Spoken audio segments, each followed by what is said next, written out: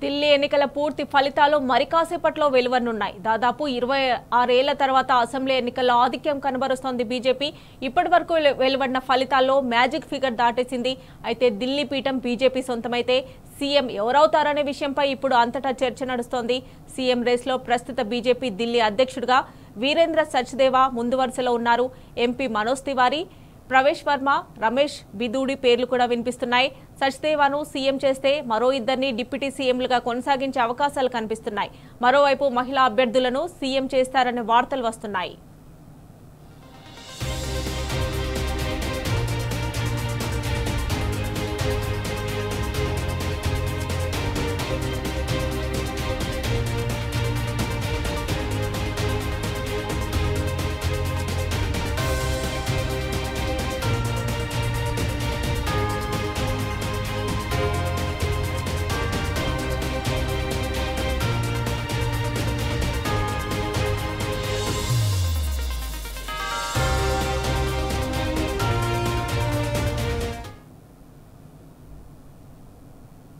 ఇదే అంశానికి సంబంధించి మరిన్ని డీటెయిల్స్ మా ప్రతినిధి లివిల్ ఢిల్లీ నుంచి మనకు మరింత సమాచారం అందజేస్తారు. లివిల్ చెప్పండి, బీజేపీ దూకుడును ఎలా చూడాలి, అలాగే ఆప్ ప్రాబల్యం కనిపించలేదు, ఎలా చూడాలంటారు?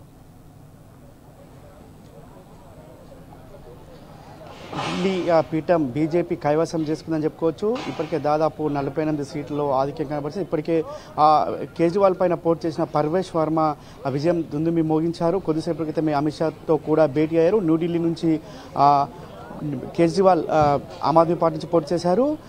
బీజేపీ నుంచి ప్రవేశ్ వర్మ, కాంగ్రెస్ నుంచి సందీప్ దీక్షిత్ ముగ్గురు బరిలో ఉన్నారు. అయితే ఇక్కడ ప్రధానంగా చెప్పుకోవాల్సింది ఏంటంటే ఖచ్చితంగా ఈ ఓటమి ఆమ్ ఆద్మీ పార్టీ ఓటమిలో కీలక పాత్ర కాంగ్రెస్ పార్టీ పోషించింది అనేది మనం ప్రధానంగా చెప్పుకోవచ్చు. కాంగ్రెస్ పార్టీ ఆమ్ ఆద్మీ పార్టీకి సంబంధించిన ముఖ్య నాయకులు అంటే సిసోడియా, అతీషి, ఇటు కేజ్రీవాల్ లాంటి ముఖ్య నాయకులు పోటీ చేసిన దగ్గర కాంగ్రెస్ సంబంధించిన నాయకులు అంటే కీలకమైన నాయకులు కూడా పోటీ చేశారు. వాళ్ళు ఓట్లు చీల్చడం వల్లనే ఈ కేజ్రీవాల్ ఓడిపోయింది అనేది మనం ప్రధానంగా చెప్పుకోవచ్చు. ఖచ్చితంగా ఇదొక చారిత్రాత్మక కాంగ్రెస్ పార్టీ చేసిన చారిత్రాత్మక తప్పుగా రాజకీయ విశ్లేషకులు అభివర్ణిస్తున్నారు. కాంగ్రెస్ పార్టీ ఈ ఓటమి అంటే ఇండియా కూటమిలో భాగమైన ఆమ్ ఆద్మీ పార్టీ, కాంగ్రెస్ పార్టీ అంటే ఒంటరిగా పోటీ చేయడం వల్లనే ఇవాళ బీజేపీకి మరొకసారి విజయావకాశాలను చేకూర్చారనేది కూడా మనం ప్రధానంగా అర్థం చేసుకోవచ్చు. ఖచ్చితంగా ఇవాళ ఏదైతే కేజ్రీవాల్ ఆమ్ ఆద్మీ పార్టీకి సంబంధించిన ఆమ్ ఆద్మీ పార్టీ ఓడిపోవడంలో ప్రధాన పాత్ర కాంగ్రెస్ పార్టీదని మనం తప్పకుండా చెప్పుకోవాల్సిన అవసరం ఉంది. ఖచ్చితంగా ఏదైతే అంటే కేజ్రీవాల్ను ఓడగొట్టడం కోసం కాంగ్రెస్ పార్టీ ఏదైతే ఈ ఎన్నికలకు సంబంధించిన 6 గ్యారెంటీలకు సంబంధించి కూడా ప్రధానంగా చర్చ జరిగింది. కాంగ్రెస్ పార్టీ ఇతర రాష్ట్రాల్లో 3 రాష్ట్రాల్లో గెలిచింది. హిమాచల్ ప్రదేశ్, తెలంగాణ, కర్ణాటక రాష్ట్రాల్లో అధికారంలో ఉంది. అక్కడ చెప్పిన మాటలు ఏది కూడా అమలు చేయకపోవడం, వారి ఇక్కడ స్వయంగా ఒంటరిగా పోటీ చేయడంతో చాలా ఓట్లు చీలడం వల్లనే ఇవాళ కాంగ్రెస్ పార్టీ చీల్చిన ఓట్లతోటే ఇవాళ ఆమ్ ఆద్మీ పార్టీకి కూడా ఓటమి పాలైంది. బీజేపీకి గెలిచే అవకాశాలు మెరుగ్గా కనిపించాయి. అందులో భాగంగా వల్ల ఇదంతా కూడా చెప్పుకోవచ్చు. అంతేకాకుండా ఇండియా కూటమిలో భాగమైన ఈ కాంగ్రెస్ పార్టీ ఖచ్చితంగా ఎందుకు ఈ ముందస్తుగా ఒక ప్రణాళిక లేదు అంటే కావాలనే ఈ విధంగా చేశారనేది కూడా ఒక చర్చ అయితే జరుగుతుంది. కాంగ్రెస్ పార్టీ ఖచ్చితంగా ఆమ్ ఆద్మీ పార్టీని ఓడగొట్టాలనే వ్యూహం అంటే గతంలో అనేక మార్లు బీజేపీకి బీటీఎం అని ప్రాంతీయ పార్టీలు అభివర్ణించిన రాహుల్ గాంధీ వల్ల ఖచ్చితంగా బీజేపీకి బీటీఎం ఏ ప్రాంతీయ పార్టీ కాదు, కేవలం జాతీయ స్థాయిలో ఉన్న 2 పార్టీలకు ఒకరికొకరు చెప్పుకున్నారు. ఒకరికొకరు అనుబంధంగా చేసిన ప్రక్రియలో భాగంగా ఇవాళ ఆమ్ ఆద్మీ పార్టీ ఓటమని చెప్పుకోవచ్చు. ఖచ్చితంగా ఆమ్ ఆద్మీ పార్టీ ఓటమిలో ప్రధాన పాత్ర కాంగ్రెస్ పార్టీ అని చెప్పుకోవచ్చు. అంతేకాకుండా ఇవాళ ఏదైతే ఎగ్జిట్ పోల్స్ అంచనాలు ఖచ్చితంగా నిజమయ్యాయి. గత కొన్ని ఎన్నికల్లో నిజం కానప్పటికీ ఇవాళ ఏదైతే హర్యానా కావచ్చు, మహారాష్ట్ర కావచ్చు, ఇతర రాష్ట్రాల్లో ఎన్నికలకు భిన్నంగా ఫలితాలు వస్తే, ఎగ్జిట్ పోల్స్కు భిన్నంగా ఫలితాలు వస్తే ఇక్కడ మాత్రం ఖచ్చితంగా ఎగ్జిట్ పోల్స్ అంచనాలు కరెక్ట్గా వచ్చిందని చెప్పుకోవచ్చు. అయితే మొదటి నుంచి కూడా బీజేపీ అనేక అస్త్రాలను సంధించింది. ఇటు ప్రధాని మోడీ నుంచి ఆర్ఎస్ఎస్ కార్యకర్త వరకు కూడా ప్రతి గల్లీ తిరుగుతూ కేజ్రీవాల్కి సంబంధించి కేజ్రీవాల్ని టార్గెట్గా చేస్తూ ప్రచార అస్త్రాలు సంధించారు. ప్రచార అస్త్రాల్లో భాగంగానే ఇవాళ ఆమ్ ఆద్మీ పార్టీ కీలకమైన స్థానాల్లో ఓడిపోవడం కావచ్చు, ఇక్కడ అధికారం కోల్పోవడం జరిగిందని చెప్పుకోవచ్చు. అంతేకాకుండా మోడీ పదే డబుల్ ఇంజన్ సర్కార్ వస్తే అనేక అభివృద్ధి కార్యక్రమాలు చేపడతామని చెప్పిన మాటలు కూడా ఇవాళ మనం ప్రధానంగా చర్చించుకోవచ్చు. ఇటు ఢిల్లీలో ప్రజలు ఇతర రాష్ట్రాల్లో కాంగ్రెస్ ఏ విధంగా అయితే పాలిస్తుందో, ఏవైతే హామీలు ఇచ్చిందో అవైతే అమలు చేయకపోవడం వల్లనే ఈ రోజు ఢిల్లీలో ఇంత ఘోర పరాభవం చూసిందంటారా? ఇవాళ కాంగ్రెస్ పార్టీ గత 4 రాష్ట్రాల ఎన్నికల్లో ఎక్కడ కూడా ప్రాబల్యం చూపించలేదు. దేశవ్యాప్తంగా కాంగ్రెస్ రోజు రోజుకు దాని గ్రాఫ్ పడిపోతుందని చెప్పుకోవచ్చు. జార్ఖండ్ మినహా ఎక్కడ కూడా మహారాష్ట్ర, హర్యానా, ఇటు ఢిల్లీ ఈ 3 రాష్ట్రాల్లో కూడా పూర్తిగా విఫలమైంది.